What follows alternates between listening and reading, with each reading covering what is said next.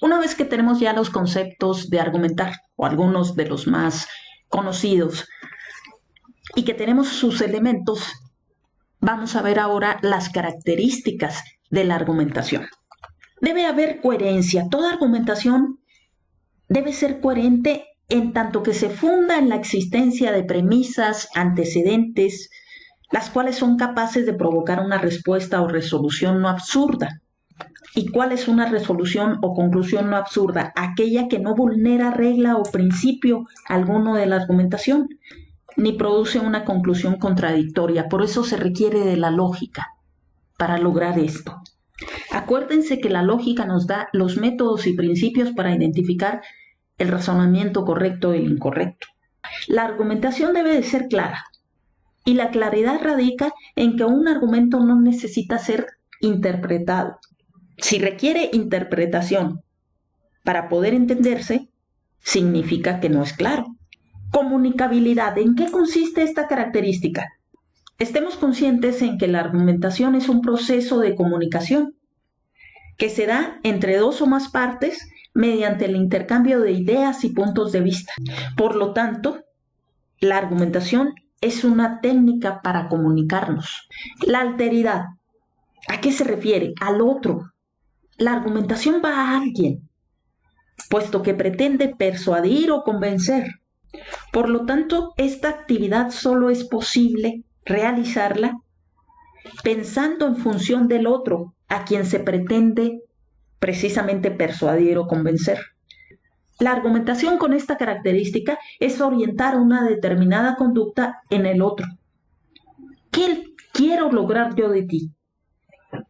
Intentar generar un cambio en el comportamiento de la persona o personas a quienes se dirige la argumentación para que se adhieran a la tesis, a la propuesta, tener en cuenta pues al otro.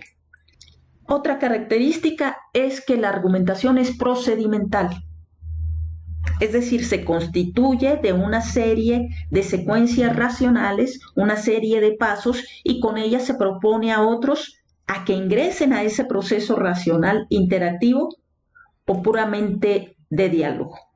Por lo tanto, se trata de una práctica que está sometida a reglas en la que los sujetos se comprometen a respetar ciertas pautas de comunicación.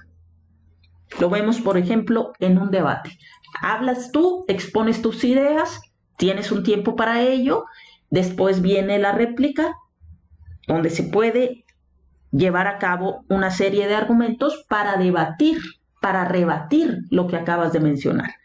Pero ahí tenemos la serie de pautas, de reglas que hay que respetarse. Si me quitas la palabra en el momento en que yo estoy exponiendo mis ideas en el debate, estás rompiendo esas reglas. La argumentación también requiere de razonabilidad, puesto que toda argumentación no solo debe ser capaz de producir una conclusión, sino que esa conclusión debe ser proporcional al fin que busca. Del mismo modo que debe ser proporcional a los medios empleados para demostrar las premisas que provocan la conclusión. Otra vez, recuerden que tenemos al pensamiento, ahí entra la lógica para poder crear los razonamientos correctos y entonces realizar los argumentos necesarios que nos lleven a dar las razones a favor o en contra de una determinada tesis. No puede existir argumentación alguna si, a pesar de ser coherente, los medios empleados para conseguir el resultado o respuesta son arbitrarios o abusivos. Esta característica, pues, de razonabilidad debe ser no solo formal, sino también material. Por eso hablamos de me suena razonable esto. Me llevaste a esta conclusión, pero gracias a la razón. Suficiencia. ¿En qué consiste esta? En que se exige de una argumentación que sea pertinente en las premisas que fundamentan una tesis. Que esa tesis que se está pretendiendo acreditar, demostrar, las premisas en que se sustenta sean las pertinentes. Por eso una argumentación debe poseer las premisas, ni más ni menos capaces de producir la conclusión. Y esto es porque en el caso de la argumentación, que considera premisas que no son necesarias, estas serían impropias y podrían hacer confusa la argumentación. Si alguna de las premisas falta, la argumentación es insuficiente, dando lugar al paralogismo de insuficiencia de premisas. Estas tres características de coherencia, suficiencia y razonabilidad tienen su sustento precisamente en la lógica que debe de acompañar a la argumentación. La característica de ser gramatical la argumentación es porque cuando un sujeto argumenta, lo hace a través del lenguaje y sus reglas gramaticales, como son sus elementos, su estructura y significado, tienen que atenderse. Y la última característica es agonística, que significa competencia. Por lo tanto, implica que en un contexto, por ejemplo, en un juicio, los sujetos van a competir para provocar un efecto, en este caso persuasivo, con un tercero, que es el que va a resolver la controversia, como lo es el juez. Ya tenemos los elementos de la argumentación, sus características.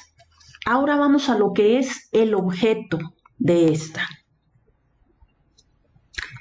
Es el punto sobre lo que se argumenta. Es aquello sobre lo que los sujetos dirigen su capacidad argumentativa para convencer a otros. Es decir, la tesis, la pretensión, opinión o punto de vista que sostiene una de las partes en el proceso argumentativo y que respalda mediante razones. De ahí nos vamos a los fines de la argumentación. En primer lugar, define la posición del hablante respecto a un posible problema, tema, situación, etc.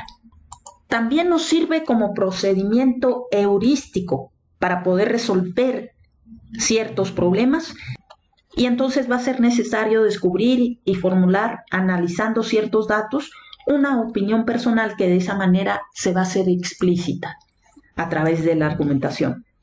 También sirve para comunicar un juicio propio, proveyéndolo de razones que puedan probar su validez. También va a permitir justificar la propia posición. Se deben dar razones aceptables y convincentes del por qué se asume esa postura.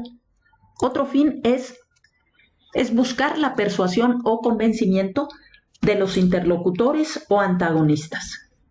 Ahorita veremos al final en qué consiste la diferencia entre persuadir y convencer.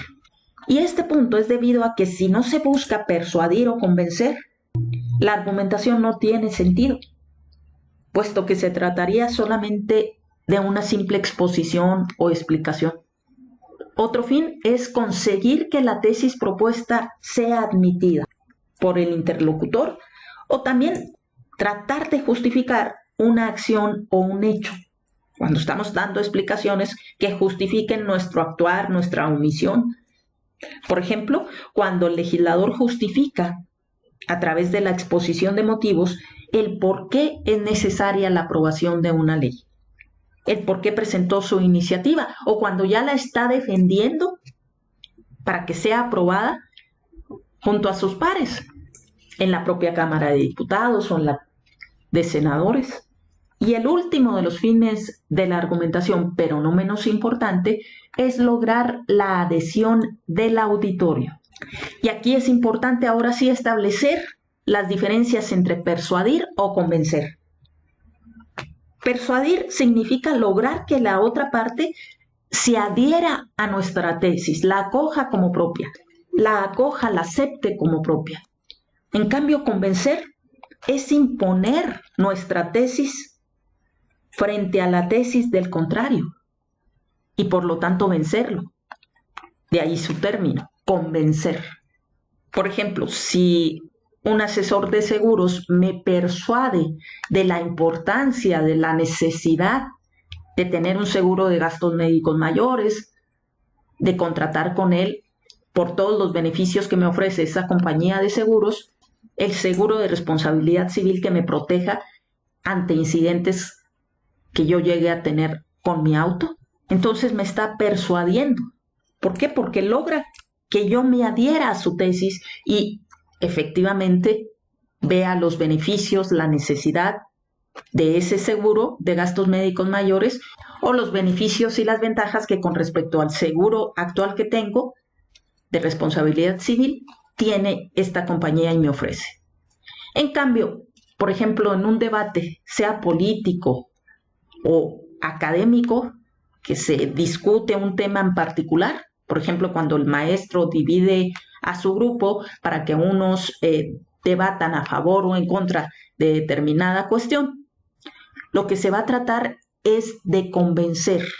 Es decir, voy a intentar vencer al contrario con mi tesis, con los razonamientos, con las razones que yo dé a favor de mi tesis, pero también, recuerden, con los argumentos, con las razones que dé en contra de la tesis del contrario, y así lograr vencerlo a él e imponerle mi tesis. En un juicio, ¿cuál será la finalidad de la argumentación? ¿Se trata de persuadir o de convencer? ¿De persuadir al juez o, en aquellos sistemas que lo permitan, de persuadir o convencer al jurado? Ahí se los dejo como reflexión. Y con esto tenemos ya completada esta primera parte. Ya sabemos algunos conceptos importantes de lo que es argumentar, sus elementos, sus características, el objeto y los fines de la argumentación.